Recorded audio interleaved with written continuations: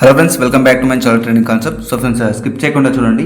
So మనం ట్రేడ్ని analysis చేసేటప్పుడు డెఫినెట్లీగా multiple confirmations అనేది చూడాలి. సో ఏదైతే సపోర్ట్ రెసిస్టెన్స్ అని కాకుండా ఏదైతే అంటే నేను పర్సనల్గా ఒక ఎక్స్పీరియన్స్ని గెయిన్ చేస్తున్నప్పుడు, అంటే ప్రాక్టీస్లో అండ్ ప్లస్ లెర్నింగ్లో ఎక్స్పీరియన్స్ని గెయిన్ చేస్తున్నప్పుడు, సో ఏ రకమైన సెటప్ని నేను ప్రాపర్గా తెలుసుకొని ఎప్పుడైతే నేను ఒక రియాలిటీ వైపు ఒక స్టెప్ వేసానో, సో అప్పటి నుంచి నా యాక్యురసీ అనేది చేంజ్ అయిపోయింది.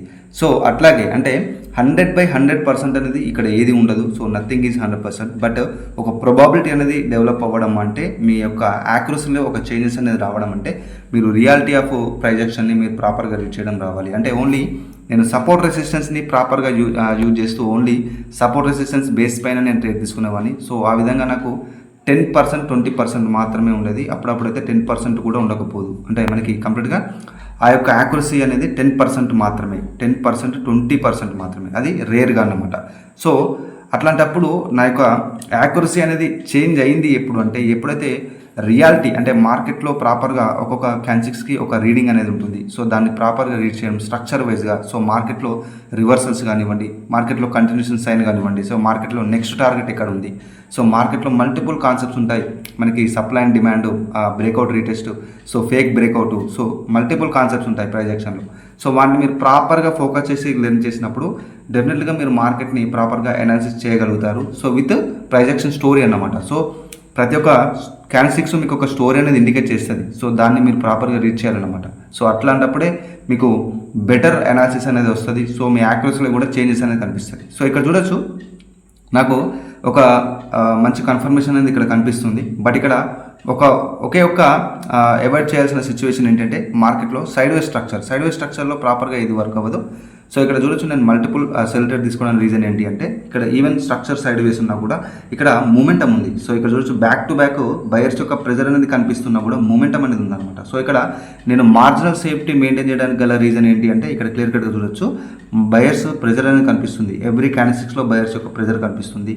సో నెక్స్ట్ మార్కెట్కి టార్గెట్ వచ్చేసి ఏదైతే వెరీ క్లోజ్గా ఉందన్నమాట. సో అందుకోసం అని చెప్పేసి నేను ఇక్కడ మార్జినల్ సేఫ్టీ మెయింటైన్ చేశాను, బికాస్ దిస్ మూమెంటం అన్నమాట. సో ఈ విధంగా అంటే స్ట్రక్చర్ వైజ్గా కన్ఫర్మేషన్ ఉండాలి. సో ఇది 50-50 సిచ్యువేషన్ కాబట్టి నేను మార్జినల్ సేఫ్టీ అనేది మెయింటైన్ చేశాను. సో ఇక్కడ చూడొచ్చు, ఇక్కడ గ్రీన్ క్యాండిల్ అపేర్ అయిపోయింది. సో మార్జినల్ సేఫ్టీ వల్ల మనకి ఇది ప్రాఫిట్లో బుక్ అయిపోయింది.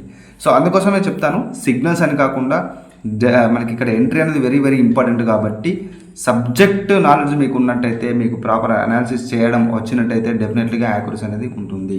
సో ఇక్కడ చూడొచ్చు, అందుకోసమే సిగ్నల్స్ మీద బేస్ అవ్వకండి. ఎంట్రీ మిస్ అవ్వడం వల్ల మీరు చాలా మటుకు ట్రేడ్స్ లాస్ అవుతారు.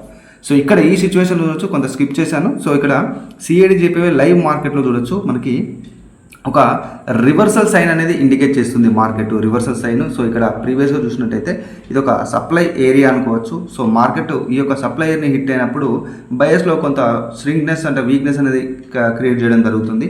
సో అందుకోసమే నెక్స్ట్ వచ్చిన సెల్లర్ని బేస్ చేసుకొని నేను ఇక్కడ పూర్తి క్యాండిల్స్ సైకాలజీ బేస్ పైన నేను ఇక్కడ తీసుకున్నాను.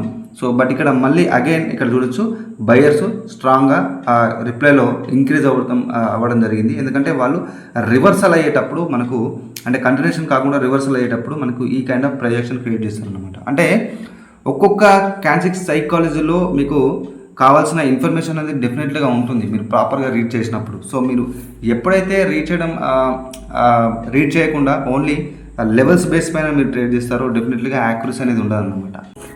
సో ఫ్రెండ్స్, ఇలా మెంటర్షిప్ యొక్క details. So A to Z projection course basic to advanced course అనమాట. టోటల్గా 25 రికార్డెడ్ ఫార్మాట్ క్లాస్ ఉంటాయి. సో ప్రతి క్యాండిల్స్తో మార్కెట్ని ఏ విధంగా రీడ్ చేయాలి, సో ప్రతి క్యాండిల్స్ యొక్క స్టోరీ ఏ విధంగా రీడ్ చేయాలి, సో మార్కెట్ యొక్క స్ట్రక్చర్ సీక్రెట్స్, సో మార్కెట్లో నెక్స్ట్ టార్గెట్స్ ఎక్కడికి, అలాగే మార్కెట్ యొక్క కంటిన్యూషన్ రివర్సల్స్ ఏ విధంగా ఫైండ్ అవుట్ చేయాలి, సో ప్రతి ట్రేడ్కి కావాల్సిన కన్ఫర్మేషన్స్ ఏంటి, so supply and demand, so basic to advanced all projection concepts explain చేయడం జరిగింది. సో మీకు నేర్చుకోవాలని ఇంట్రెస్ట్ ఉంటే ఇక్కడ నా వాట్సాప్ మెసేజ్ చేయండి. అలాగే మీ కోర్స్తో పాటు డౌట్స్కి సపోర్ట్ కూడా ఉంటుంది. అలాగే మీ కోర్సు లైఫ్ టైం యాక్సెస్ ఉంటుంది. అలాగే నా స్టూడెంట్స్ సంబంధించిన యాక్యురసీ డీటెయిల్స్ కూడా మన ఛానల్లో పోస్ట్ అనే ఆప్షన్లో ఇంక్లూడ్ చేయడం జరిగింది. సో మీరు వెళ్ళి వెరిఫై చేసుకోవచ్చు.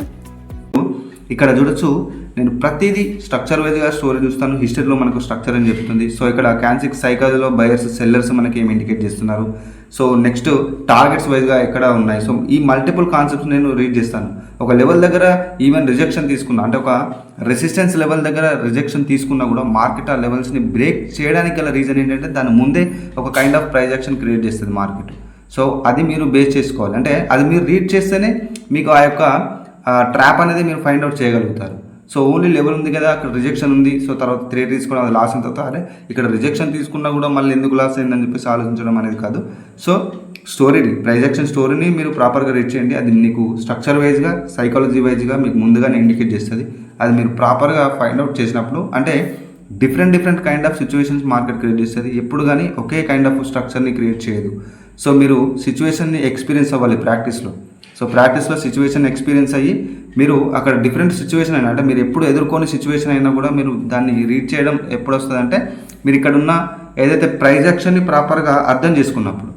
సో అందుకోసమే చెప్తాను, మీరు complete focus on reality of price action అన్నమాట.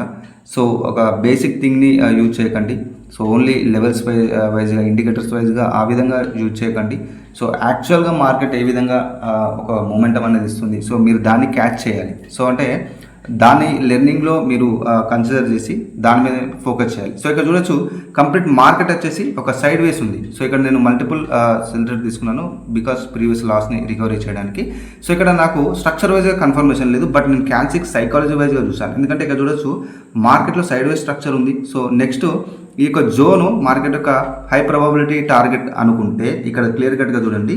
సో నెక్స్ట్ ఇక్కడ చూడొచ్చు బయర్స్ ప్రీవియస్గానే అంటే బయర్స్ సెల్లర్స్ ఈక్వల్గా మనకి ఇక్కడ ఒక మూమెంట్ క్రియేట్ చేశారు. అంటే సెల్లర్స్ అండ్ ప్లస్ బయర్స్లో ఈక్వల్ మూమెంటం ఉన్నప్పుడు డెఫినెట్లీగా ఇక్కడ ఒక సైడ్ వేస్ మార్కెట్ క్రియేట్ అవుతుంది. సో ఎప్పుడైతే బయర్స్ కంప్లీట్గా వాళ్ళ యొక్క స్ట్రెంత్ అనేది కోల్పోయిన తర్వాత నెక్స్ట్ సెల్లర్సే ఒక కంటిన్యూస్ సైన్ అనేది ఇండికేట్ చేస్తున్నారు. సో ఇలాంటి స్ట్రక్చర్లో మళ్ళీ ఇక్కడ నుంచి రివర్సల్ అయ్యే ఛాన్స్ ఉంటుంది.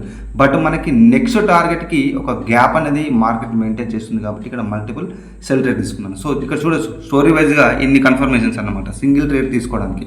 సో స్టోరీని మీరు ప్రాపర్గా రీడ్ చేయాలి. అంటే ప్రీవియస్గా మార్కెట్ ఏ కండిషన్లో ఉంది, సో సిచ్యువేషన్ని చూడకుండా జస్ట్ మీరు ఒక కన్ఫర్మేషన్ని బేస్ చేసుకొని చేస్తే మాత్రం మీకు యాక్యురసీ వెరీ లోగా ఉంటుంది. సో బెటర్ యాక్యురసీ అనేది ఎప్పుడు డెవలప్ అవుతుందంటే మీరు ఆల్ కైండ్ ఆఫ్ కన్ఫర్మేషన్స్ని, ఆల్ కైండ్ ఆఫ్ కాన్సెప్ట్స్ పరంగా కన్ఫర్మేషన్స్ని మీరు నేర్చుకొని దాని ఎక్స్పీరియన్స్ ప్రాక్టీస్లో మీరు ఎక్స్పీరియన్స్ అయ్యి ఉంటే ఆటోమేటిక్గా యాక్యురసీ అనేది డెవలప్ అవుతుంది అనమాట. ఆ పేషెన్స్ లెవెల్స్ కూడా ఉండాలి.